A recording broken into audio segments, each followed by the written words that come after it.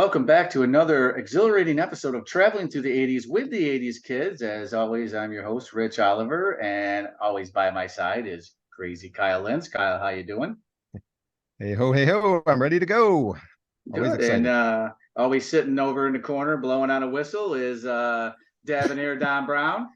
I have no idea where you get these intros from, but I love them every single time, and they're different. I can Here I see you in the am, corner, Don. I see you over there. All right. excited to be on this one. I'm very excited. So Yeah, absolutely. And so Kyle, why don't you open it up and let us know what are we doing this week? All right, we've got a very special guest joining us this week. Someone, if you've watched Saturday morning cartoons, I'm sure you have watched one cartoon, that at least one, that has had our special guest voicing a character on that. We are joined by voiceover actress Katie Leigh. Thank you so much for joining us today. Thanks for having me. How fun. You guys seem like a fun group. So glad you're here. You are a fun group already, I can tell. I just love your background there, Mr. Don. Oh, thank you. I'd like to see the whistle, but I don't know. I don't know where the whistle came from. I'm gonna have to get one. It's not a normal prop, so it's like Rich always throws a little thing in there, and I'm like, I guess I gotta have a handful of props to be ready for whatever Rich and then with the rubber chicken as is always done. So there you go. Yeah, there you go, buddy. My prop of choice is a kazoo. That's what I use on my podcast. A kazoo. I can play the kazoo. Yeah, fancy one. Well, thank you for being with us. This is exciting. We're very happy because we grew up with your voice and hearing it. It's like it just brings back so many memories already. Does my hair look? I do sound like Sunny, don't I? Because before I come on, does my hair look okay? Is this all right? Is she gonna like me? I don't know. Absolutely. I've never been to the castle before. Nice. That's amazing. Well, I know Kyle looks like he froze up a little. He might just be in awe of your your beauty. I think that's what it is. It made him freeze. Yeah, it made him freeze. He's frozen in awe. He had a flashback of. He did the voice. He had a flashback to being a child, and it just locked him up, I think. But there he is. I'm impressed with how clear the Gummi Bears background looks behind him. You never know till you open it up, and I'm like, it came out really. It's feel like they're right behind me. I want to look behind. I'm like, there they are. Yeah. Do you know there's a Sunny Gummi Funko Pop? There is. Yes. Wow. She came out last year or the year before, and then they vaulted it. But they have some. I autographed a whole bunch. I have a con rep, celeb work. So they sell them through their website, but they bought a whole bunch. And and they're hard to find now. Yeah. Did they do everybody or just Sunny? Or just a handful? Sometimes they don't do everybody. I think they did Gruffy, Sunny. I don't know. You guys are the research guys. Look it up. Get up. One of you has to be the guy who's looking stuff up, right? Well, that's Don's on research. Yes, that's all right, Don. Get on it. Get back to us. We're always Googling. Yep. Googling. Put down the. Put down the whistle and get on the keys. If you don't want one autographed, I don't know, they might be at, some toy stores or collectible places, but yeah, they're a little bit hard. I don't know why they locked them up so fast. Well, is it just a retro thing, or is there any new wave of that coming out? It's a retro thing, I guess, because I wish there was something new. I wish I had something exciting to tell you, but I wish. Now, I guess we should probably start. Obviously the guys have the cartoons in the background that you were involved with, but do you want to give us a little background as to how you came about this career that you had with the voices, or how did that all get going? Well, I always like to say I was a good student who talked too much, which is very possible. That was my momentum, I suppose, for becoming a voice actor. But after I got out of high school, people started to comment on my voice. They may have prior to that, and I didn't pay any attention. I had no idea that I sounded younger than I looked, but it became apparent that that was the case. And then it was suggested to me. I grew up in LA, and I met some people who said you might want to do voiceover. And so I thought, well, maybe I could do it for extra money while I was in college. Sure. And I ended up getting into doing a little job, got me into the Screen Actors Guild.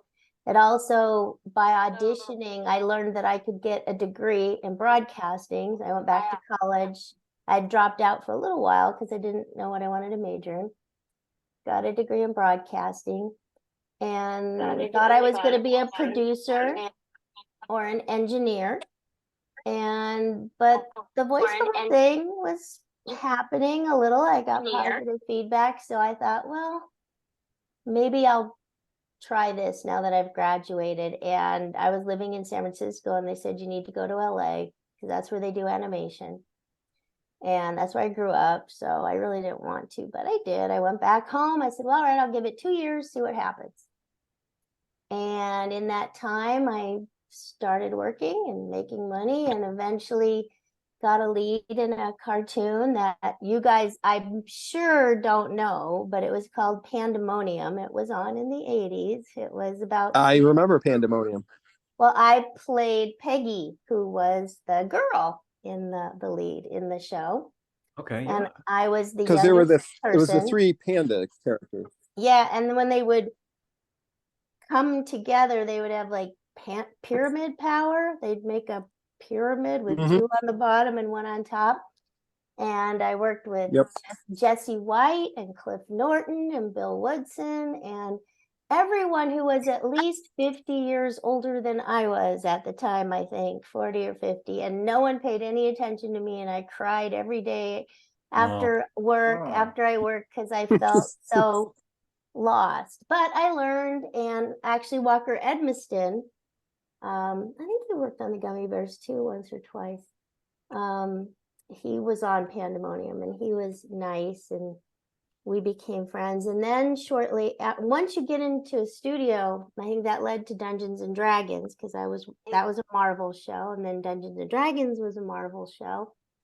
And I got Sheila, which is now really exciting because of the Dungeons and Dragons movie and all the I'm getting feedback. Oh yeah, I think just I think between the 2 versions of Kyle, he's kicking Kyle, a little you need feedback. to Yep, sorry. Feedback. Feedback. Yeah. But, Got it. One version of Kyle is plenty. Well, right. We definitely don't need. We don't need more to. of a size in there. I started doing lots of other work too, radio drama. Oh, so about the Dungeons and Dragons, I just noticed there's a new Hasbro channel. It's on. They're putting Dungeons and Dragons on Freevee and something else starting soon. Right. So we can watch it again. So that's pretty exciting. Which is always cool to revisit those. Yeah, because at the time when we did it, it was kind of controversial, and I was a little bit shy about telling anybody I was actually in the show. Right. Why, well, why in the 80s. Yeah. Why? What was the controversy? Well, if you went to any evangelical church at that time, it was clearly not a good show. Yeah, as was any cartoon on TV at that time.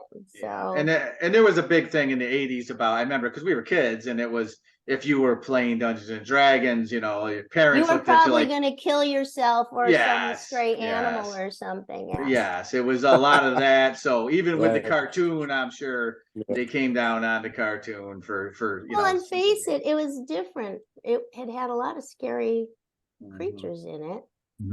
But yeah, so I got to do that, and that led to the Muppet Babies. And I did Rolf the dog's voice in the Muppet Babies. Classic. Wow, so you really went to a little different end of the spectrum from your other characters for Ralph then. Yes, I did, and I'm so grateful. I saw the director at a restaurant, same director who did Dungeons and Dragons, directed the Muppet Babies, Hank Soroyan. And I bumped into him. Oh, cool. And I just said, hey, what you doing? And he said, oh, well, we're, he like choked on his hamburger and goes, can you do Baby Piggy's voice? And I said, Baby Piggy? I said, well, Piggy's a guy, so I don't think I could do that.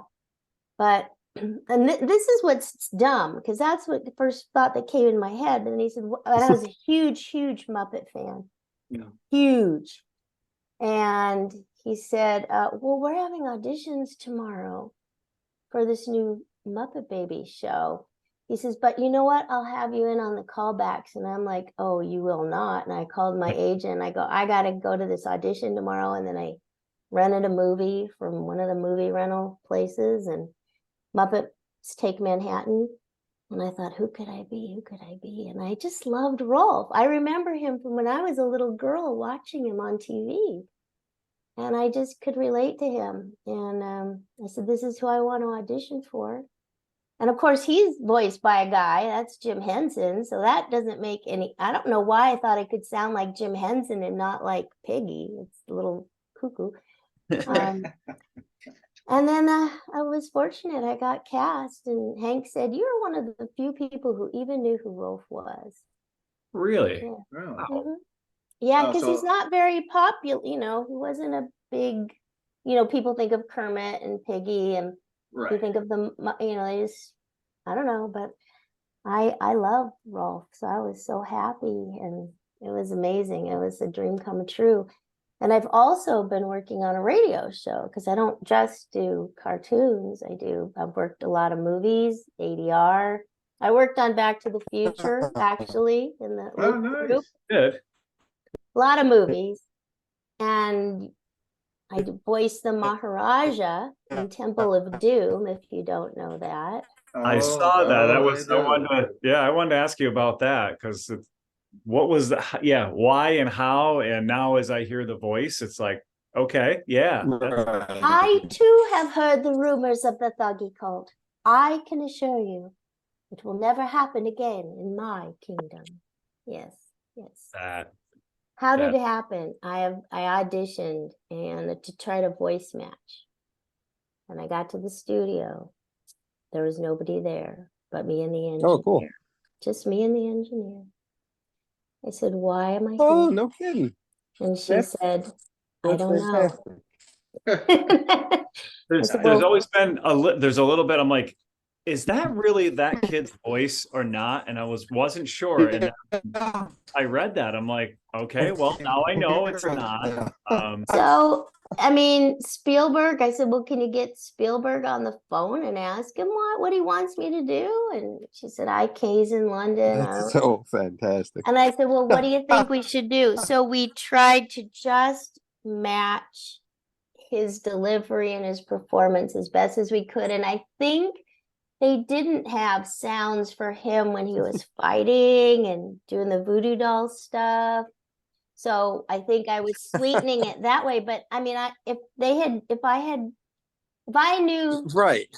then what I Yeah. know now, Mhm. I would have tried to improve the performance or make it work better. But I was still pretty new. That was, I don't know, what year was that? 80, I don't know, It was the 5. early 80s, right? It was, Yeah. but when they did the voicing, it was before that, right? So it was, Yeah, I don't know. 84. So, 84. it was, 84. yeah, so I started like 81 working. It was 84. a little broken up, Kyle.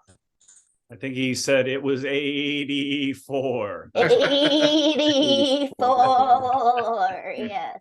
So, That, you know, I was a little, you know, I didn't know what to do. So we just, that's what we did. And I never watched the movie because it looked really like creepy.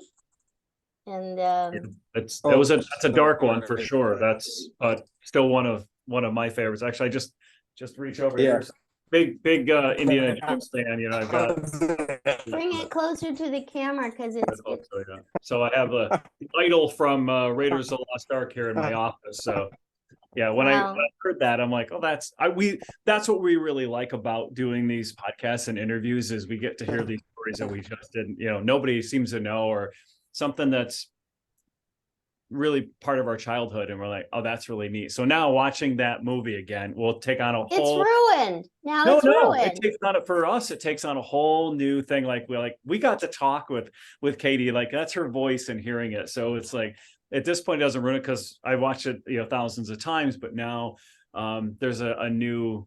When I watch it again, now I want to watch it again just to listen to it and know that we Well, had that the conversation. strange thing is that I worked on black and white print, and I only worked on the scenes where I was talking or making sounds. Right. And so when the movie came out and everybody was talking about this horrible dinner scene, I'm like, oh, yuck, I for sure don't want to see that movie. I didn't realize I was in that scene because if you watch it again, you'll see it cuts before they show the table, or maybe I talk after it. I don't know, but it's not when the camera's on the Maharaja. So it wasn't until I was in a department store. Do you remember, boys, when department stores had TVs on display? Oh yeah. Here's Montgomery Wards. Yeah.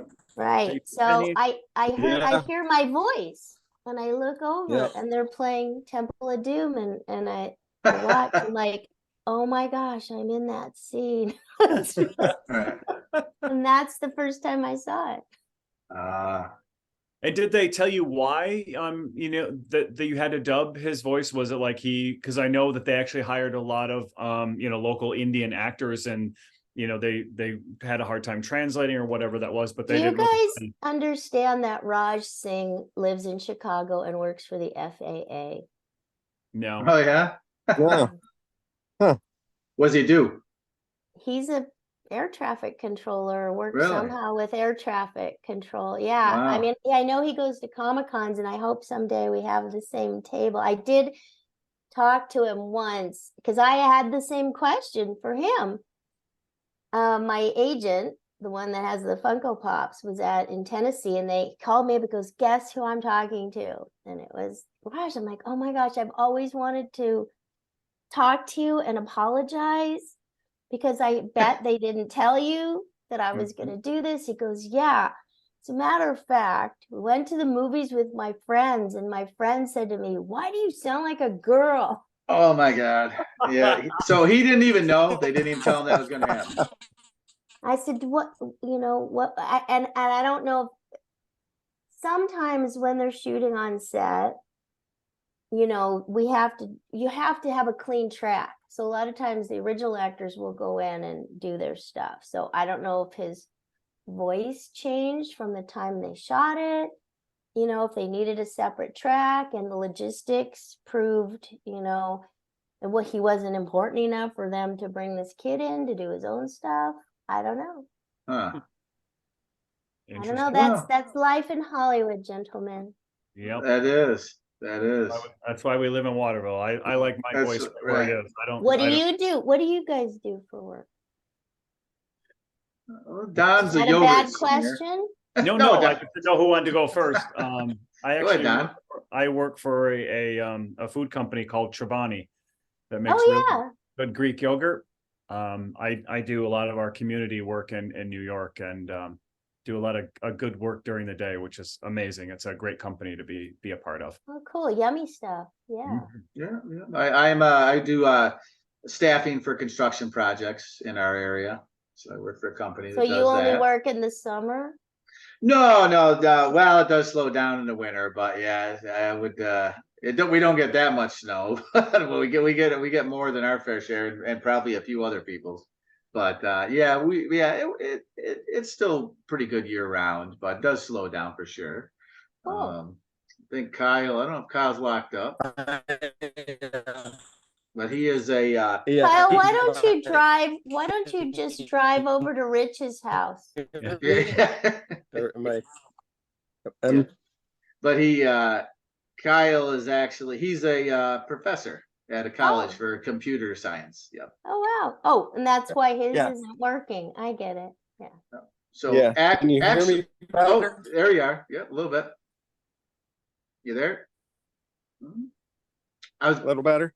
A little bit, yeah, yeah. I'm at your house, Rich. I'm gonna knock. Oh, you're upstairs. Okay, I'm in the basement, so yeah, Go just tap over on- to his, just keep it simple, guys. Yeah. Keep it simple. Yeah. Yep. I also, I worked on Dumbo's Circus for the Disney Channel.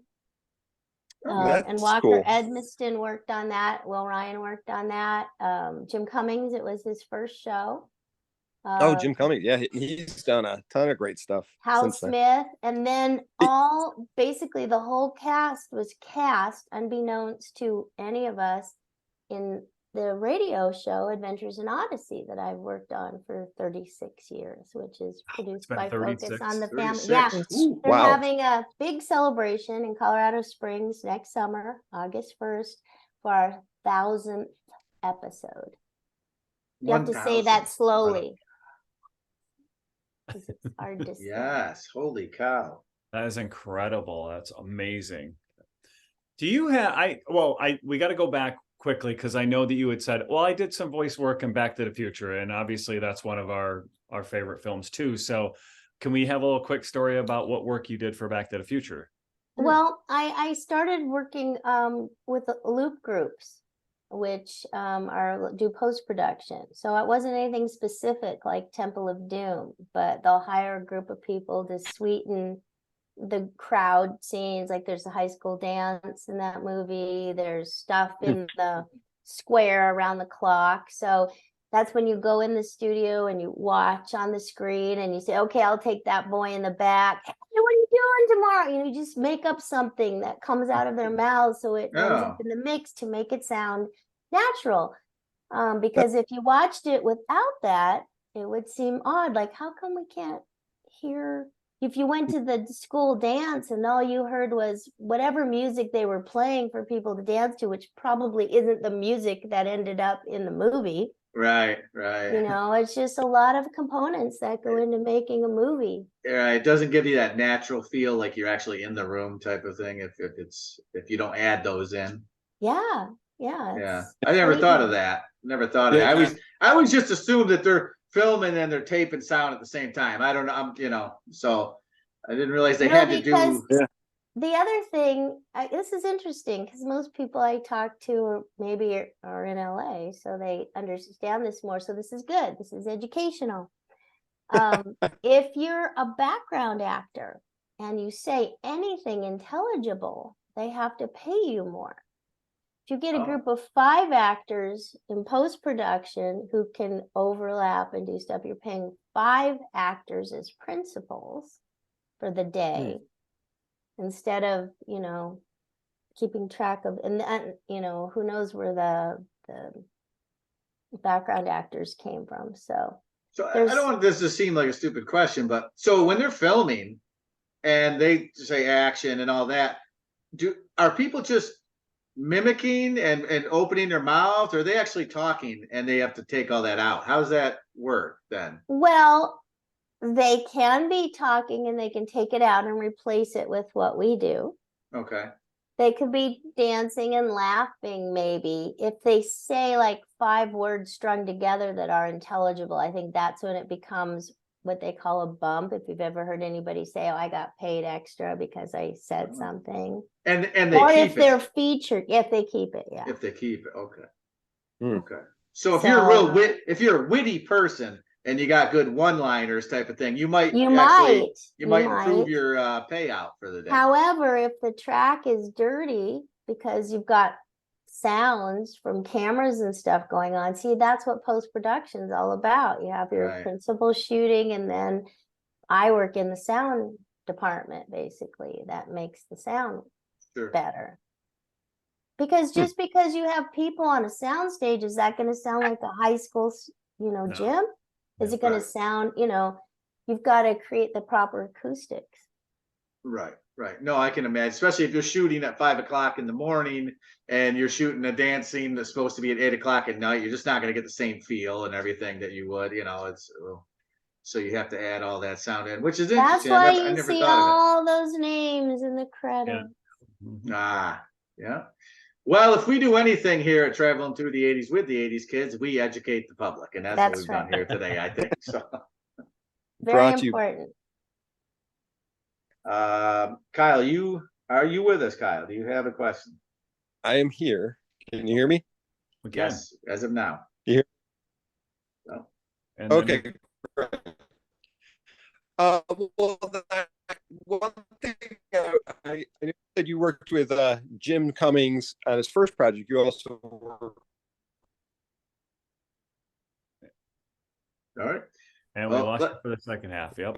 Can you just call me on the in the phone? Darkwing Carl? Duck animated series, which was another of my favorites. Yes, he got to play. I got Yeah, to it's play his terrible. son because I was Hulker Buttlefoot on Darkwing Duck, and Jim played Darkwing and Herb Buttlefoot, my dad.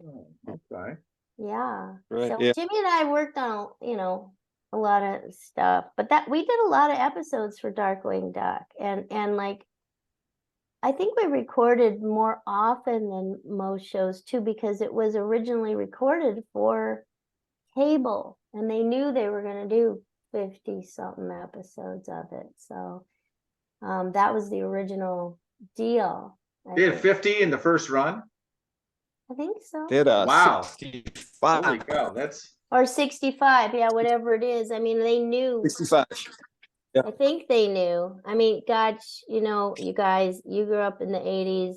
I Yeah. was working in the 80s. I really can't remember a lot of right. stuff. But I think that was a But, daily yeah. show as well. That was daily. That wasn't a weekend show, Yeah. right? Darkwing. So yeah. Right. It wasn't a Saturday morning show. It was both. Yeah, we can't. How far is he It was from both, either of you? actually. Can he drive over to any of Kyle, your Um, houses? it yeah, aired he's every day in the unfortunately, week, and he's it a little airs Saturday far. mornings as well. Yeah, he's Kyle, a little you're far. really picking up. Katie, the good part is he does all the editing for us, so he's gonna realize He's gonna when he fix does it. it, how he sounded when it's all over with. So yeah, and then Jim took over for Paul Winchell to do Gruffy's. Tigger. No, Gruffy and Tigger, not Gruffy. Zummy. Zummy Gummy. Gummy. Yeah. Zummy. Mm-hmm. So of all the projects and everything that you've worked on from start to where you are now, and I know you're continuing to do some really great voice work, what do you have a favorite? I mean, I know we kind of talked about Sunny, and we talked about some of these other. Do you have like your favorite, your go-to that's kind of like yours? You're like, yes, if I had to pick my absolute favorite, who is it? Well, out of cartoons, it would be Rolf, Baby Rolf, because Okay. that was super Really? cool. Oh yeah, because That was nobody your- thinks it was me. Right. So And you can- I got to meet Jim Henson, and I got oh, you did. Oh, that's gosh, cool. yeah. He came Did- to a couple of the sessions, went to parties. He sent me, it was just it was so nice to be part of the Henson organization, and it was different. Even though it was produced by Marvel, there was a huge, I mean, Henson involvement in it, and it made us feel so special. And I'm not going to say this as a complaint. Can I say this as a praise? There's the only animation company I ever worked for that gave us a raise that wasn't mandated by SAG. Wow. Oh, how nice. Oh, that's Yeah. wow. They were so That's great. generous and so supportive. And When did that come? Like after the first season, or how maybe did that? after the first, Second, I don't know. maybe. They just, at one point, Well, it's good to see and somebody a lot of it sharing had the to wealth. do with the director too, and he had a good relationship with Jim. Yeah. And like even when we did songs, they were recorded separately in a song in a actual music recording studio, and we made albums, and they were. I was gonna say, did they ever make a compilation album of that? And Oh put it God, out? I Muppet think we yeah. have 2 or 3 record albums Really? that came Nice. from. Yeah, there's- So they would have a short version on the cartoon, and then a longer, like with a big instrumental part, to make the songs longer for the albums. So Rocket to the right. Stars, I know, is one. Rocket to the Stars, and can't think of the other album. I have them at home. That's awesome. Yeah. No, And I mean, that haven't- ran for 7 seasons. That was on for quite a while. Yeah, Wow. that's the other thing. I'm really blessed because Gummi Bears was on for quite a while. and Muppet Babies. Those are, I guess, the two longest running ones. Well, then Darkwing Duck had a big presence, but I don't think we weren't like seasons like that. But yeah, that was on for a long time. That kind of took up so the 80s and 90s were good because of those shows running for those times. And then when you were done with those, where did you go from there? What'd you transition into? Is it more just the movie background stuff you were talking about? I worked a lot The on radio show? movies. I worked on Adventures in Odyssey. I mean, there are a lot of other cartoons. I was Richie Rich's voice in the deep version of Nice. of Richie Rich. My Little Pony. We did the show. I did the movie and the series. That was also at Marvel. I've been working on shows, other shows, but none have had the same, sometimes when you do stuff for cable, like Totally Spies, I did that for, a couple seasons, but cable, what happened, as you guys realize, is we went from 4 channels to 1,000 million trillion channels. Right. And Yes. so not everybody has the same, common culture for watching TV that we had in the 80s, right? It's so diverse and people curate what they're going to watch anymore. But I worked on Totally Spies, show called Get Blake. I've worked on the Mr. Men show. I did Mr. Men, what was the other one? That Renegade. Space Racers. I did some stuff for Yokai Watch. I've been doing stuff. But I just had a show launch last week or the week before on Answers TV called Lily's Lab. I'm the voice of Lily, the dragon. Really? No, she's not a dragon. Hello, she's a dinosaur. I'm a little tired. Well, she's a dinosaur. She's a little potato, dinosaur, potato, Same thing. And I do, if you ever go to Disney World, you guys ever go down there? Oh, yeah. There's a new ride called Guardians of the Galaxy, Galaxarium, and I am the voice of World Mind when you're standing in the queue. Oh, so you can hear me talk to you, tell you about oh, that's cool. Xandar. Well, it sounds like, you've had just cool. a career that's spanned so much time. It's awesome. Yeah, I'm really thankful. I do a lot of e-learning. If you have kids, ABC, ABC Mouse. Oh, yeah, Time for Learning. I work on that kind of stuff. Oh, awesome. Khan Academy Kids. It's another app. So a lot of work I do from home now, from my own studio. I'll be working on a new show when I get back in December. I don't think I can talk about it. So, it's wonderful when you meet, you're still alive and you made a lot of connections, things pop up and, you never know. That's why I love what I do every day. It's something new. I wrote a book. Oh, you did? What was that? What was that about? It's not about animation. It's this one. Can you see it? Book of Codependency. A little bitty book, Codependency. Okay. Yes, it's like a cartoon. It's like a comic book. Okay. Yes. And it's funny. I think it's entertaining. I'll read you some of the reviews, the front page here. Yeah. Yes. I like your friend's drawings. I had fun coloring the pictures, Mom. I couldn't put this book down because I promised I would read it. That's it. Oh, all right. I failed to see how this applies to me. And I know plenty of friends who need this book, and I'm going to borrow it from them when they're done reading it. So yes, it's a lot of fun. Right. That's is that? If we just type it into Amazon or start Googling. It's on Amazon, yeah, and on my website if people want an autographed copy. And I'm about to get it on a platform where it'll be in bookstores. So Yeah, plug your website. Where can they find it? Oh, KatieLeigh.com. That's KatieLeigh. So I realized only a couple years ago my E's and I's are reversed in my first and last name. Yeah, how the hell did you get that website? That's a pretty KatieLeigh.com. I know, it's very creative, isn't it?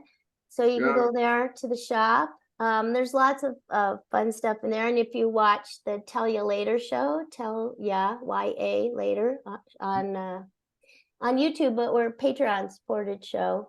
So there's a lot more content on Patreon, but there's like 3 seasons on YouTube. And I started it with Will Ryan.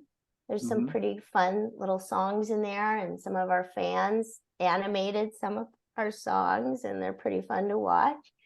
And then unfortunately, my good buddy passed away like 9 months after we started the show, but I'm still doing it and talking to people. And I just had now see, you guys, maybe you already know this. When you do a show, you're supposed to like have a brand. Well, we didn't know that. So now I had a consultant tell me, where you learn so much about so little is too vague of a concept for anybody to want to watch your show. So we're going to have to come up with something a little more interesting to somebody, I guess. But in the meantime, that's our motto. Yeah, I think it's good. It's I mean, but I like to I have a lot of people from the industry who are friends of mine and who I know have amazing stories that people don't know about, because I just know them personally. And then every once in a while I'll have somebody who, like Will had a buddy who was head writer of the Letterman show, and he's been on a couple of times, and just fun people to talk to. And I had a blind she's a what do you call it? She helps companies know how to make their stuff more accessible to blind people. Like a consultant. Yeah, kind of. And she's also a bat enthusiast, and she went into the space. They give you, like, they send people into, like, at NASA, and to see what it's like to be in space, to figure out how to make like the space shuttle, like what is it like for someone who's blind. So she got to do that. That was really interesting. Oh, okay. And and that's a bat enthusiast because of the sonar or the type of. She loves bats. The animal, the bat. She also seems to like, I think baseball too. I don't know why. So maybe because of the bats. I don't know. Two for there. Now, and it's interesting to watch. Yeah, you're also at the conventions. Did I hear you say that you do that a lot? Yeah, I was not far from you. I was at RetroCon in Pennsylvania just a few weeks ago, maybe last month. I don't know what month we're in, but I was there, and it was super fun because a lot of people had their Sheila action figures from Dungeons and Dragons that I got to autograph. It was so neat to see that. I did my first cosplay as Sheila at San Diego Comic-Con. And then I'm going to be at Planet Comic-Con in Kansas City next March. So I'm excited. And LA Comic-Con the first week of December when I get home. Oh, you are busy. Yeah, I mean, you are busy. Cool. I do stuff, and I coach, and I teach. I'm teaching tomorrow at Atlanta Advanced Animation Workshop. So I had a friend who I love her so much, because one day I said, everybody has a word to describe themselves, and I don't know how to describe myself. And she came back a few weeks later. She said, you are eclectic. I'm eclectic. A good word. Yeah. I've never had that said about me. Usually it's worse. Things. So that's at least that's good. Well, let's see. Thank you for having me on. Yeah, Thanks absolutely. So much. Yeah, we appreciate your time. It sounds like you're a very busy person, so I appreciate you blocking out a little bit of time for us. Yeah, well, it's fun Very appreciative.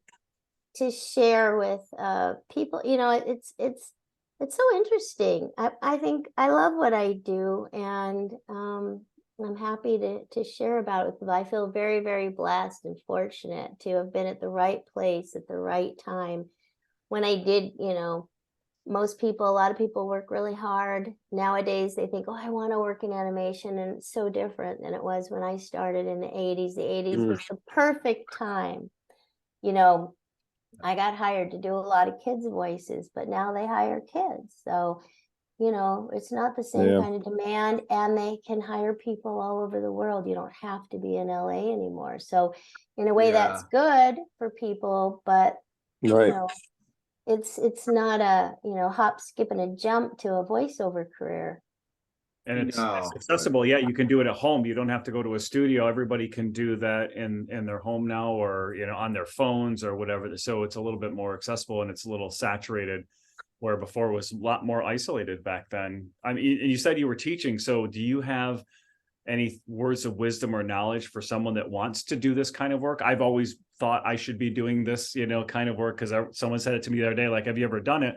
And I thought about it just as something to do on the side. And, you know, what is the advice so you don't get discouraged, or what should you do, or, you know? I think there's a lot of information free online. So do scour the internet, but also just remember it's voice acting, little v, big A. So acting is really a big requirement. It's not just doing voices.